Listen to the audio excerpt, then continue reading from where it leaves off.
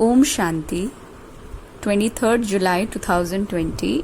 आज की बाप दादा की मुरली का प्रश्न बहुत इंटरेस्टिंग है। बाबा ने कहा खुशी गायब होने का कारण क्या है और उसका निवारण यानी सॉल्यूशन, यानी ये जो खुशी गायब होने की बीमारी है इसका कॉज क्या है, रीजन क्या है और इसकी मेडिसिन यानी इसका सॉल्यूशन क्या है। तो बाप दादा बोले ऊंचते ऊंच भगवान, और फिर भगवानुवाच बच्चों के आगे, तो मैं तुमको ऊंचते ऊंच बनाता हूँ। तो तुम बच्चों को कितनी खुशी होनी चाहिए। समझते भी हो बाबा हमको सारे विश्व का मालिक बनाते हैं।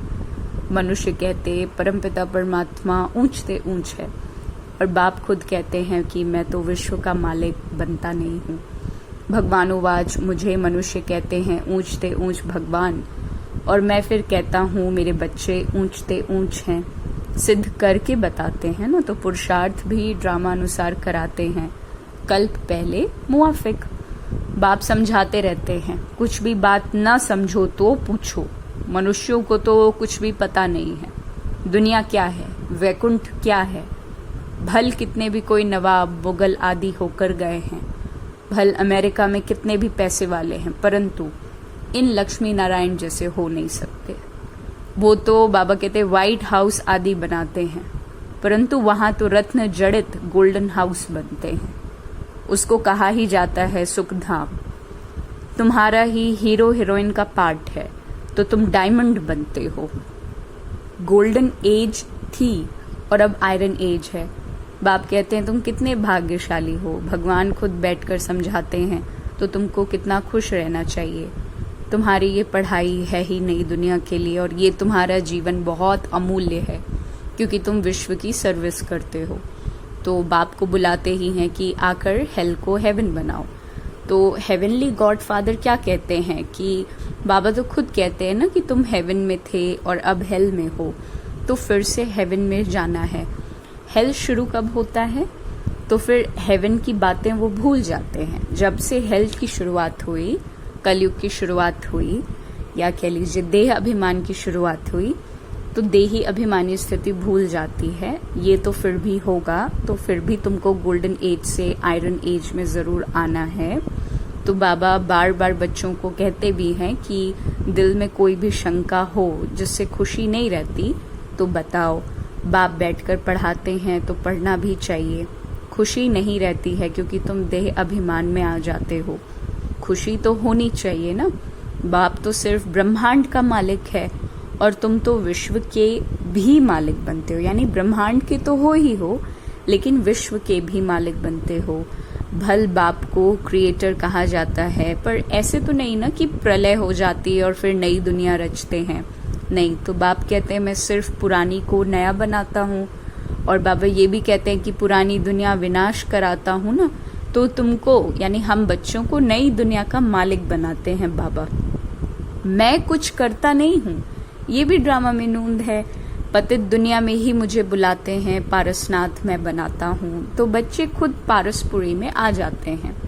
फिर बाबा ये भी कहते हैं कि वहां तो मुझे कभी बुलाते नहीं। कभी बुलाते हो कि बाबा पारसपुरी में आकर थोड़ी विजिट कर लो, बुलाते ही नहीं है। गायन भी क्या है, दुख में सिमरन सब करे। पतित दुनिया में याद करते हैं, सुख में करे ना कोई, न याद करते हैं ना बुलाते हैं। सिर्फ द्वापर में फिर देखना मंदिर बनाकर उसमें मुझे रख देते हैं। पत्थर का नहीं तो हीरे का लिंग बनाकर रख देते हैं। पूजा करने के लिए कितनी वंडरफुल बातें हैं ना। अच्छी तरह से कान खोलकर सुनना चाहिए। कान भी प्योर करना है, प्योरिटी फर्स्ट है।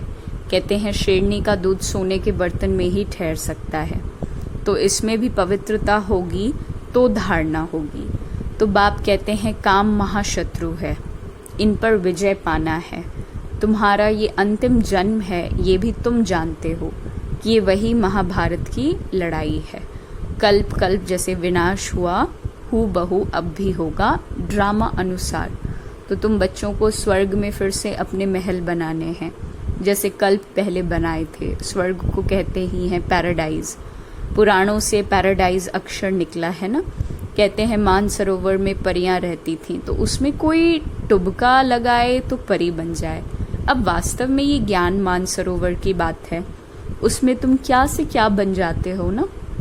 शोभनिक को परी कहते हैं, ऐसे नहीं कि पंखों वाली कोई परी होती है।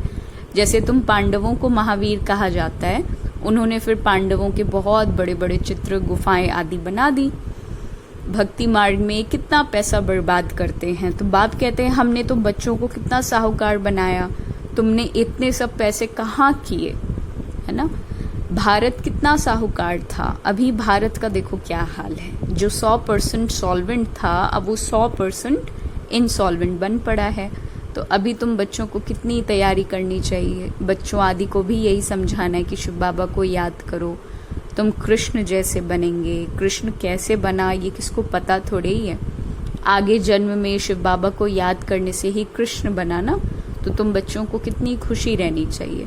लेकिन अपार खुशी उन्हें ही रहेगी जो सदा दूसरों की खिदमत यानी सेवा में रहते हैं।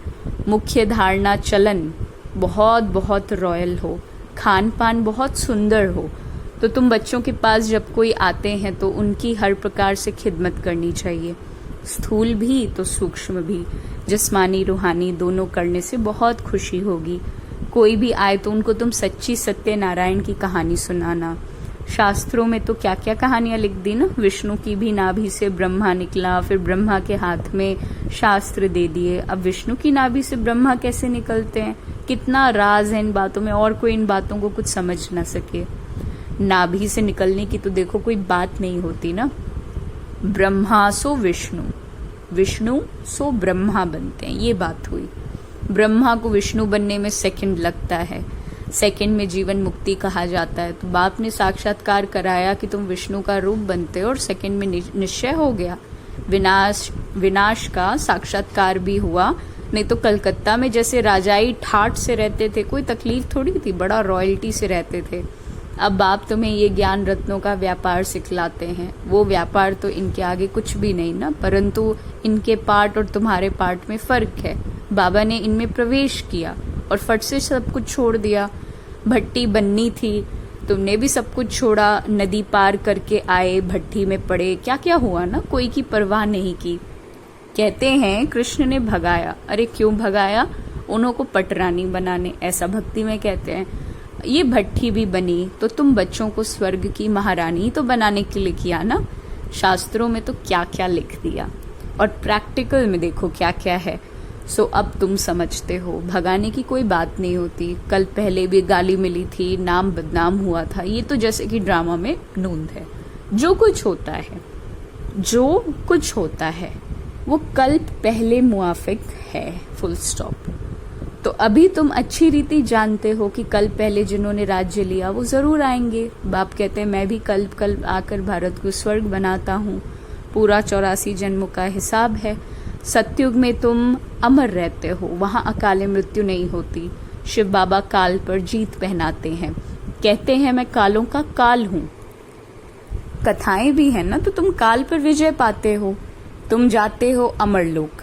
अमरलोक में ऊंच पद पाने के लिए एक तो पहला नंबर पवित्र बनना है, दूसरा फिर दैवी गुण की भी धारणा करनी है। अपना रोज पोता मेल रखो। रावण द्वारा तुमको घाटा पड़ा है तो मेरे द्वारा फायदा होता है। व्यापारी लोग इन बातों को अच्छी रीति समझेंगे। ये ज्ञान रत्न है। कोई विरला ही व्यापारी इनसे व्यापार करे। तो तुम व्यापार करने आए हो ना। कोई तो अच्छी रीति व्यापार कर स्वर्ग का सौदा लेते हैं 21 जन्मों के लिए। तो हर बिजनेसमैन के पास एक अकाउंट होता है ना। तो हम व्यापार करते ही किसका है, नॉलेज का, ज्ञान रत्नों का। और हमारा अकाउंट क्या है, इनविजिबल कार्मिक अकाउंट, जिसका सीधे इफेक्ट हमारी प्रेजेंट लाइफ पर और आने वाली लाइफ पर पड़ जाता है। दिखाई नहीं देता, लेकिन सेकंड बाय सेकंड ये अकाउंट हमारे खाते में या तो क्रेडिट हो रहा है, या तो डेबिट हो रहा है, या तो न्यूट्रल है ना। तो बाबा क्या कह रहे हैं, जमा करो, जमा करो, क्रेडिट करो, बहुत क्रेडिट करो। 21 जन्म तो क्या, 50-60 जन्म तुम बहुत सुखी रहते हो, पदमपति बनते हो। देवताओं के पैर में पदम दिखाते हैं ना, तो अर्थ थोड़े ही समझते हैं। तुम अभी पदमपति बन रहे हो तो तुमको कितनी खुशी होनी चाहिए। बाप कहते हैं मैं कितना साधारण हूं ना, तुम बच्चों को स्वर्ग में ले जाने आया हूं। बुलाते भी हो हे पतित पावन आओ, आकर पावन बनाओ, और पावन रहते ही हैं सुख धाम में। शांति धाम की कोई हिस्ट्री ज्योग्राफी तो हो नहीं सकती, वो तो आत्माओं का झाड़ है। सूक्ष्म वतन की तो देखो कोई बात ही नहीं है। बाकी ये सृष्टि चक्र कैसे फिरता है वो तुम जान गए हो। सतयुग में लक्ष्मी नारायण की डिनेस्टी थी, ऐसे नहीं कि एक ही लक्ष्मी नारायण सिर्फ राज्य करते हैं, वृद्धि तो होती है ना। फिर द्वापर में वही पूज्य, सो फिर पुजारी बनते हैं। मनुष्य फिर परमात्मा के लिए क्या कह देते हैं, आप ही पूज्य आप ही पुजारी। जैसे परमात्मा के लिए सर्वव्यापी कह देते हैं, तो इन बातों को तुम समझते हो। आधा कल्प तुम गाते आए हो ऊंचते ऊंच भगवान, और अब भगवानुवाच ऊंचते ऊंच बच्चे हो। तो ऐसे बाप की राय पर भी चलना चाहिए। गृहस्थ व्यवहार भी संभालना है। यहाँ तो सब रह नहीं सकते ना, सब रहने लगे तो कितना बड़ा मकान बनाना पड़ेगा। बहुत प्रैक्टिकल बात है। ये भी तुम एक दिन देखेंगे कि नीचे से ऊपर तक कितनी बड़ी क्यू लग जाती है दर्शन करने के लिए। कोई को दर्शन नहीं होता है तो गाली भी देने लग पड़ते हैं, समझते हैं महात्मा का दर्शन करें। अभी बाप तो है बच्चों का ना, तो बच्चों को ही पढ़ाते हैं। तुम जिसको रास्ता बताते हो तो कोई तो अच्छी रीति चल पड़ते हैं, कोई धारणा नहीं कर सकते। कितने हैं जो सुनते भी रहते, फिर बाहर में जाते हैं तो वहां के वहां ही रह जाते हैं। वो खुशी नहीं होती, पढ़ाई नहीं है, योग नहीं है। बाबा कितना समझाते हैं चार्ट रखो, नहीं तो बहुत पछताना पड़ेगा। हम बाबा को कितना याद करते हैं, चार्ट देखना चाहिए, है ना। भारत के प्राचीन योग की बहुत महिमा है। तो बाप समझाते हैं कोई भी बात नहीं समझो तो बाबा से पूछो। आगे तुम कुछ भी नहीं जानते थे। बाबा कहते हैं ये कांटों का जंगल है, काम तो महाशत्रु है। ये अक्षर खुद गीता में भी है। गीता पढ़ते थे परंतु समझते थोड़े ही थे। बाबा ने सारी आयु गीता पढ़ी, समझते थे गीता का महत्व, या कह लीजिए महात्म बहुत अच्छा है। भक्ति मार्ग में गीता का कितना मान है। गीता बड़ी भी होती है, छोटी भी होती है। कृष्ण आदि देवताओं के वही चित्र पैसे पैसे में मिलते रहते हैं। उन्हीं चित्रों के फिर कितने बड़े बड़े मंदिर बनाते रहते हैं। तो बाप क्या समझाते हैं, तुमको तो विजय माला का दाना बनना है। साफ सीधी बात, विक्ट्री करनी है, विजय प्राप्त करना है अपने नीच और गिरे हुए संस्कारों से, है ना। विकारी एकदम मलिन संस्कारों से घृणा आनी चाहिए, है ना। अपने असुरी स्वभाव संस्कार से उस पर राजाई पानी है, जीत पानी है। बाबा क्या कहता है, बाबा सीधी साफ बात यही कहता है ना। ऐसे मीठे मीठे बाबा को बाबा बाबा भी कहते हैं, समझते भी हैं, स्वर्ग की राजाई देते हैं। फिर भी सुनंती कथंती अहो माया फारकती देवंती। बाबा कहा तो बाबा माना बाबा। भक्ति मार्ग में भी गाया जाता है, पतियों का पति गुरुओं का गुरु एक ही है। वो हमारा फादर है, ज्ञान का सागर पतित पावन है। तुम बच्चे कहते हो ना बाबा हम कल्प कल्प आपसे वर्षा लेते हैं, कल्प कल्प मिलते हैं। आप बेहद के बाप से, हमको जरूर बेहद का वर्षा मिलेगा। तो मुख्य है ही अल्फ, उसमें बे मर्ज है। बाबा के साथ बादशाही मुफ्त है, फाइनल है। बाबा माना वर्षा, वो है हद का, ये है बेहद का। हद के बाबा तो ढेर के ढेर है ना, बेहद का बाप तो एक ही है ना। देखिए पहले प्रश्न का उत्तर सुन लेते हैं और फिर आज का याद प्यार बहुत अच्छे से बाबा ने दिया है। क्वेश्चन का आंसर है कि खुशी गायब इसलिए होती है क्योंकि देह अभिमान में आते हैं। Body consciousness is the only reason to be unhappy. दिल में जब कोई भी शंका पैदा हो जाती है, डाउट, अजम्पशन, तो खुशी तो गुम हो ही जाती है। इसलिए बाबा क्या राय देते हैं, देखिए बाबा की यही श्रीमत है। मत मतलब राय, सजेशन। तो बाबा के इसी सजेशन को लाइफ में प्रैक्टिकली उतारने का नाम श्रीमत की पालना है। क्या राय दे रहे हैं बाबा, अब जरा सुने। मुरली नहीं पढ़ेंगे तो पता भी नहीं चलेगा बाबा क्या राय देता है। कि जब भी कोई शंका उत्पन्न हो तो फौरन बाबा से पूछो। देही अभिमानी रहने का अभ्यास करो तो सदैव खुश रहेंगे। अर्थात हर सिचुएशन के लिए बाबा ने कोई ना कोई बात मुरलियों में कही, तो या तो उनसे पूछिए जो अनुभवी हैं कि इस सिचुएशन में अब क्या किया जाए, या तो मुरली में अगर वो चीज एग्जैक्ट उसी दिन आ रही है तो मुरली पर स्पेशल अटेंशन। यही है बेसिकली बाबा से पूछने का तरीका। उस समय ब्रह्मा बाबा थे ना, साकार मुरली है, तो लोग ब्रह्मा बाबा से डायरेक्ट पूछ सकते थे। अभी जो भी निमित्त हैं, जो आपको लगता है अनुभवी हैं, हमें लगता है हमें भी लगता है कि हाँ भाई अनुभवी हैं, तो उनसे हम राय मशवरा ले सकते हैं कि इस सिचुएशन में अब क्या किया जाए, है ना। या बाबा की मुरली पे अटेंशन, तो भाग्य है बाबा बाबा है, हमें मुरली, बाबा जब भी मुरली सुनाता है हर आत्मा को सामने रख के सुनाता था, है ना। तो कोई ना कोई सोल्यूशन हमारे उस परिस्थिति के लिए मुरली में ही है, तो मुरली से ढूंढ लीजिए कि what Baba is asking me to do.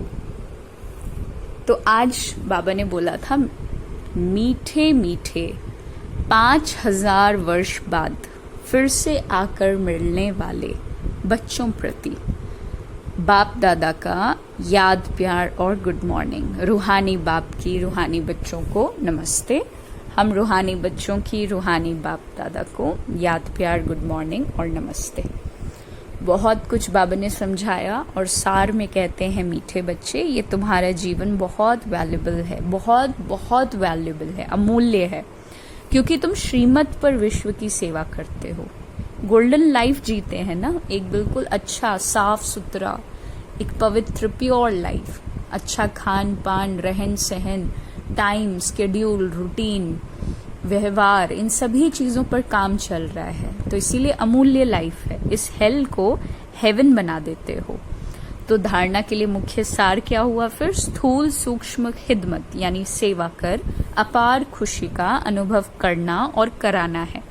चलन और खान पान में बहुत रॉयल्टी रखनी है। धारणा हुई ना ये। अमर लोक में ऊंच पद पाने के लिए पवित्र बनने के साथ साथ तुम्हें दैवी गुण भी धारण करने हैं। अपना पोता मील देखना है कि हम बाबा को कितना याद करते हैं। अविनाशी ज्ञान रत्नों की कमाई जमा कर रहे हैं। कान प्योर बने हैं जिसमें धारणा हो सके। वरदान, माया जीत भव, और उससे पहले सदा निर्भय माया जीत भव। माया के खेल को साक्षी होकर देखने वाले सदा निर्भय माया जीत भव।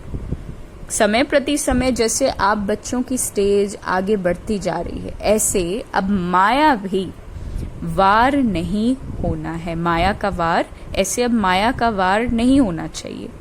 माया नमस्कार करने आए, वार करने नहीं आए। यदि माया आ भी जाए, उसे खेल समझकर देखना, ऐसे अनुभव करना जैसे साक्षी होकर हद का ड्रामा देख रहे हो। माया का कैसा भी विकराल रूप हो, आप उसे खिलौना और खेल समझकर देखेंगे तो बहुत मजा आएगा। फिर उससे डरेंगे व घबराएंगे नहीं। जो बच्चे सदा खिलाड़ी बनकर साक्षी होकर माया का खेल देखते हैं, वो सदा निर्भय व मायाजीत बन जाते हैं।